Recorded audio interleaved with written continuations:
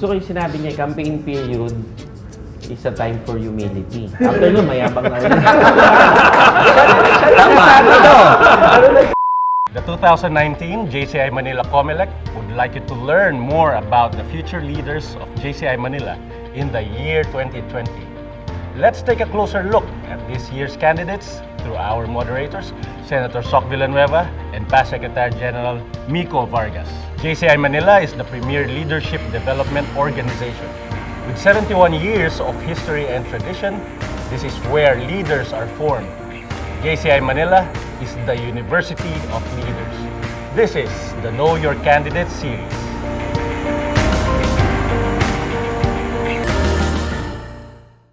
Welcome back Welcome. to the KYC Kala ko sa akin mo series. sinasabi. Sa'yo rin. Oh. Exciting ngayon kasi nasa Execom na tayo. execom portion na tayo. Yes. In this case, parang execom yung dating. Yes. Mga second-timers. Second-timers, second-timers, second-timers, two-timers.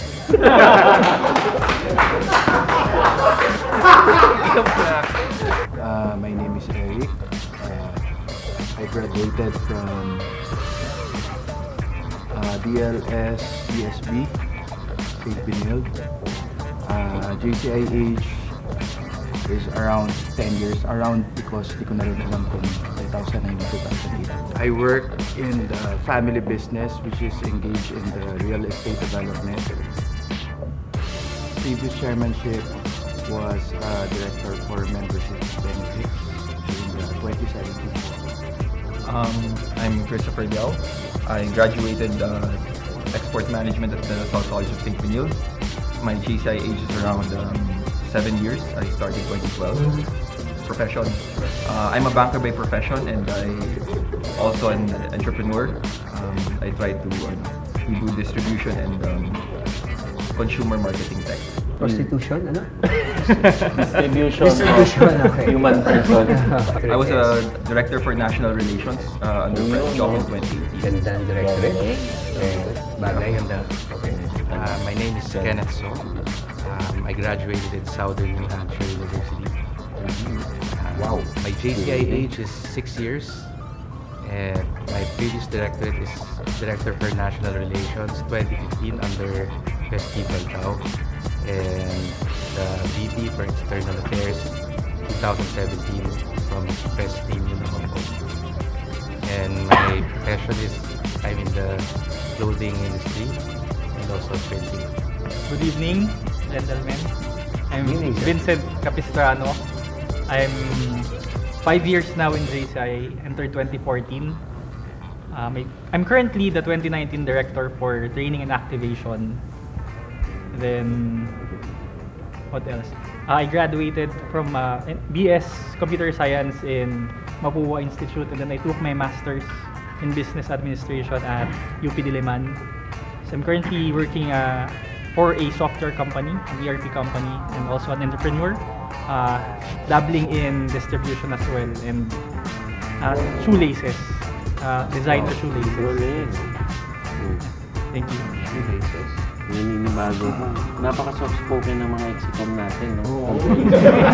Dapat babaan na rin natin yung boses natin. Hihina ng boses, no?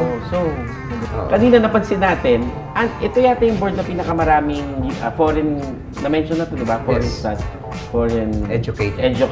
Yes. So, University of Southern California, University of Hawaii. Hindi tayo familiar dun sa school niya. Provincial na yan. Southern New Hampshire. Hampshire. Ano ba? Hampshire? Hampshire. Sorry. What was your learning studying abroad and how do you plan to bring that further into JCI Manila, if any? Kung wala namang diferensya, okay lang. Kasi hindi naman tayo, wala namang say talaga yung studies sa ano. Org natin, it's about helping it, diba? So, ikaw. I think more than the education, parang being independent eh. Parang you learn to be independent. Parang you don't rely, wala kang maid doon. So you do everything by yourself. Tapos, parang that time I had 3 jobs. So, nag-work ako doon. So, yun, I guess, the biggest takeaway. Kinuwento mo lang eh. How do you plan to, To bring apply, that to to, to bring that maganda to- yung kwento So, how do you relate that to being a leader or an execom member in JCI Manila, if any? Siguro being probably a leader by example, like, because since yun nga, you learn to be independent and hindi ka nagre-rely on anyone. Very good. So you plan to do the projects By myself. to yourself. Ang galing nila talaga sumagot, pero, no? Magagaling talaga sila. Pili ko, magaling lang tayo magtanong. Yes. Leading eh. Oh, hindi kayo na magsalita. Hindi, sige, ito, will give you a hard question kasi execom naman. Si SG, do you like to give this question or ako na muna? Kanino? Kay Keso. Ikaw na. Ako na? Oh, hindi Hirap. ko nakita rito eh. Ikaw muna sandali lang, may phone-in question kasi Oh, ako eh. yan yung Inaano ko eh. tumawag niya, di ba? Pinifilter ko eh. Oh. Baka mamaya magkamali ako. Sige, ikaw muna. Hindi, yung sa akin lang, kasi kami we like to look at the uniqueness of each board. Ang napansin namin, you're the only third-termer. Oo, No? ikaw lang. Hindi, yes. Yes, no? You're the only third-termer. Si Gancho rin pala, no? Ay, hindi ko napansin. Hindi ko napansin eh. Na lang ka. Third term lang Hindi, yun? yun? Actually, tatanong din namin yun sa kanya. You're the Oo. only third term. Pero magkaibang series naman kayo. Magkaibang, oo. Hindi naman kayo magkasama. Oo, So, Netflix to eh. Netflix series to eh. Ayan. As a third termer, Actually, the first 2 terms ko, para I was concentrating on the externals. So, nationals, and then also the international. So, if ever next year, aside from the externals, I will be concentrating also on doing the communications of our chapter. So, meaning our social media and our PR and marketing. So, para I think it's time to take JCI outside of the JCI community and to spread it outside para makilala naman yung organization natin sa labas. Hello. Hi. Okay? Ito. Phone-in question. What are your accomplishments as a director in 2017? 2017. Please enumerate daw. I don't want to brag, no? It's okay. it's okay. Nasabi mo na eh. Accomplishments mo yan eh. It's okay to Oo, brag. para sinabi mo mawalang galang na, wala ka ng galang. Okay lang. Okay lang. It's okay to brag. Yeah. Because during the campaign season, all throughout the campaign season, it's all about the humility. And so, I know there are some people who are better than me when it came to implementing projects. But I think one of the things that one of the things that I've accomplished during my term as Sorry. Mahirapan Sorry. tayo pag execom, iba na eh, no? one of the Lalaki na things yung- that I've accomplished during my directorship in 2017, I think I made the membership happy when it comes to, for example na lang, I did Chairman's Appreciation Night during my term. We invited the spouse, the girlfriends, the partners. We invited them, Louder and then naman. the following week we had the fellowship, and it was one of the most attended fellowship. So I think kumana yung ginawa natin for the membership for the chairman during that time. So siguro isa yon sa mga accomplishments. One of the many accomplishments na nagawa natin during that time. So kung sinabi niya, campaign period is a time for humility. After nun, mayabang na rin. Tama. Ano nagsabi? Hindi naman tayo yung nagsabi nun. Direct. Sa kanya galing yun. But I really like the candor and the ano. How much do you believe in yourself? Ibig sabihin na sa leader. Ikaw, how much do you... Well, siguro 50-50 because 50% I have a lot, I still have a lot to learn from other people because of humility na. May soft-spoken lahat sila. So, Hindi makabasag. yun, 50-50. 50-50. Eh, yung follow-up question how do you relieve yourself daw? Do you really in yourself Do you now? relieve in yourself? Then, di ba naman nasagutin yan? Joke lang. Kasi in English lang nga, sabi na balita daw nila, hindi ka daw laging umaabot. Sa tingin mo ba this time maabot ka? Sa mga plans and programs mo. I'll try my best. Last question.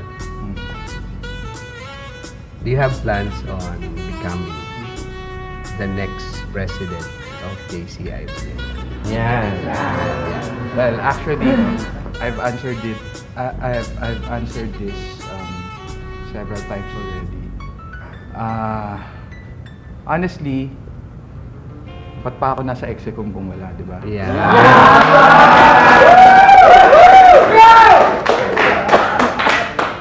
Pero, of course, Sa mga tingin ni NSG. ang hinahabol naman natin ngayon is yung ngayon muna. Yeah. No? So, pagbutihin muna natin yung ngayon. So, if there are opportunities next time, hindi mo naman alam kung may opportunity talaga o wala, di ba? Pero if there are opportunities, pag-isipan natin. Good answer. Good answer. Parang totoo talaga. Yung sincerity. Parang nasa puso lahat. Pero yung iba dyan galing sa atay. Kasi medyo Masyado ka namin Di ba, ni puso at ay. Okay lang yun. Bakit daw VP for Natural ka na naman ulit? Saka VP for Natren, take note. Oo, meron siya sarili. Oo, sarili lang yan. May sarili siyang Natren director. Commissioner, Natren Director, ngayon VP Natren. Oh, bakit daw? Ba't daw gumawa ka ng sarili mong ano? Yung ba? Totoo ba yun? Totoo ba yun? Sorry, I don't get the question. Wow! Talagang hirap kami. Hindi. Sige. Anong execom position ba? Are you looking for? Well, if given the chance, SE was, yan we're talking about. Kayo lang, dalawa. Well, syempre, siya yung boss eh. So, we're talking about EBP internal. A different chapter of your life requires a different side of you. Dinagdagan lang ng Of your life. chapter. Oo, For a different chapter, a different side of you. Oo, different chapter. Ilang you ba nakita sa mga different chapter natin? Oo, ilang you ba ang nakita? Hindi, kasi as Natrel, how did you handle these different personalities of our beloved sister chapters? Well, well, I believe naman like, they all want the same. They all want the same. Hindi, what I mean is, Malulubog ka dyan. they all, no, but you didn't let me finish. Sige. Okay. You didn't let me finish. Sumasagot talaga pag execom, no? All of, like for example, all of us are different, but we all want the same. This is for JCI Manila. And although they're all different in the eyes of many, I believe naman they all want the same, which is to learn. Learn how to do better projects, learn how to do, for their community, and of course, diba, how to make their chapter one like us. Kasi that's the most hardest thing with JCI Manila. It's number one, it's culture. But that's what makes us different. So what I did was, basically we showed them how we do things, and as much as possible, we address issues that they have.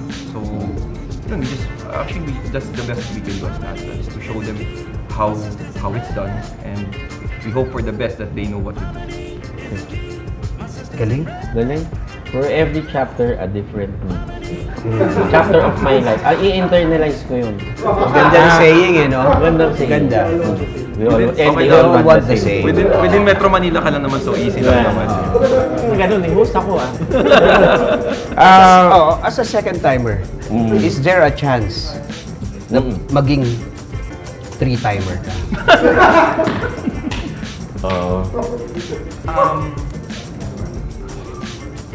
I cannot be really sure, but we'll cross the bridge when we... Okay. Good Hindi, answer. ang tanong niya is, ang TCL ba, kasi tatanungin na, this is a basic question for all execom, kung nasa isip nilang magiging president. So, ang TCL ba, pwede maging PTCL? Oo. Hindi, it's a fair question to ask. PCL, press. Oo. Press, TCL, Well, PTCL. Pwede ba? Honestly, you know, you don't really think about it. But you know, we just take whatever opportunity that's given to us. So, I'll cross the bridge when we get there. Yan. Dami niyang quotes talaga. Oh, Diba? galing eh, no? Sige. Nagbasa to kagabi. Nagbasa kagabi to. Oh, di ba sabi ko nga, we look at the uniqueness of your board and what is unique about this. Ikaw lang sa board ninyo ang incumbent ngayon. Tama? Yeah. Kala ko nagkamali na naman. So, anong thinking mo dyan? Anong thinking mo? Why? Why? Why? Parang yung why medyo negative yung dating eh. Hindi. Ano ba? What does back-to-back? Mahirap yan, ha? Mahirap. That's a very challenging. Marami sa atin na dumaan yun. Anong challenge? Personal challenge sa'yo? Going back to back. Oo. Kung gusto mo, going back na lang. Back-to-back, syempre. Oh. For going back to back board, pinakamalaking challenge talaga is yung campaign period. Kasi may responsibilities ako as 2019 board and also have at the same time I also have to campaign. So, majority of the time habang nagka-campaign ka, talagang dapat focused ka eh. Pero I'm still 2019, so I can't leave my projects, I can't leave my committees. So the hardest part, if you ask me, of going back to back is at the start during the campaign period. Pero in terms of benefits, I think the benefits of going back to back and is how we can help the chapter. Kasi hopefully, I did it, VP Bon did it last year. Hopefully, we set a trend of someone from the directors going back to back. So, idol mo si VP Bon? Well, in most cases, yes. In what aspect? The way he Totoo ba talks. yung buhok mo? The way he talks. Malambing. Okay, in terms of execom naman, ikaw yung well, known ka because you're incumbent, pero least known ka in terms of JCI age, of gaano katagal ka na, or being active. Kasi sabihin nila, kilala ka kasi active ka this year. Pero the past years, medyo tahimik ka. So, Silent worker. silent worker siya. Pero, tanungin mo ako, pwede naman siya sumagot. Oo. Since you're the silent type, okay lang ba sumagot ka? Okay lang. So, ano yung how does that relate? Anong mo? Ang tanong ko actually, hindi ko rin alam. Pero sige. The learnings mo. Learnings. As a director, learnings, Anong directorate? training and activation. Bago. So learnings, as you mentioned, no, everyone knows me as the silent type before. Pero as you can see, I can already speak in front. So one of the main learnings that I got when I became a director is the confidence to speak your mind, talk to people individually, tell them your plans, tapos hopefully, invite them to join you. So share your vision, kumbaga. That's trainings ba? The trainings and activation part. How about the activation part? Activation part. So one of the strives of 2019 is Every Brother Counts. So I always tell my board na activation is not a job of just one director. Kasi every time a director or a committee does a project, it activates members. So under activation specifically, my role is to track and as much as possible ask the other directors to invite members that are different from their initial committees or other members, kumbaga. Hopefully others na hindi as active as before. You going back to the phone-in question, how do you plan to be more known as an execom to the older members? Yun nga sinasabi nila, from the execom, ikaw yung pinaka hindi nila kilala. Actually, wala namang specific answer dyan eh. The only way you can do it is try. So how can I try to be more known, diba? This year, if given the chance, I'll be handling community and special projects as an execom. And by that, one of the heart of JCI Manila is community talaga. So, even the older members, naging part of the community at some point in time, right? So, hopefully, by being a part of this community, I can be more known to the older members kasi I have to talk to them eh. I have to learn from the past, yung experiences nila and how it translates to future. Sige. Last na. Define old member. Old members. Pangalanan mo sila lahat. Pangalanan. Old members yung mga in terms of JCI age. Mga tenured ones, mas learn. Yan, kumbaga. galing. Safe, no? Marunong na talaga sumagot eh. Second timer. Second timer na kasi. So first of all, I'd like to thank the hosts for going out of your way and doing this. I'd also like to thank the members for attending this night's event, no? And of course, yung mga nag-active for 2019. Hopefully, at this month, everyone could support the whole slate 15-0 sulong all the way. And sana hindi matapos yung support doon. Even after the elections, I hope each and every one of the membership supports the incoming 2020 board for next year. Kasi we can only do so much as execom, as board of directors. And remember, the power of JCI lies with each member, not really the board of directors. I would like to ask everyone to please support our SB and the board in his battle cry to rise together. So please give these 15 guys a chance to serve you. And please, let's vote 15-0 straight for sulong. I just want to say thank you to the Comelec for setting this up, and also to our members for listening. We hope that you can hear us. We hope that you can listen to the directors and all of the execom's calls to you, because this year is really about you. We want to give you more benefits, more projects. We want to make you feel that JCI Manila is for JCI Manila. And with that, we really hope that you can support and vote 15-0, because all of these guys really do have the heart to serve you. We're here again, running for next year's board. We want to ask for your support. Hopefully you vote 15-0. I personally think that membership is the lifeblood of the chapter.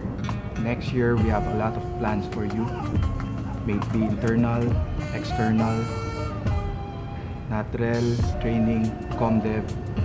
We have a lot of plans for you. So if you believe in us, if you believe in our cause, please, let's rise together and vote 15-0. Thank you. All right. Alright. Thank you. Thanks, guys. Thank you.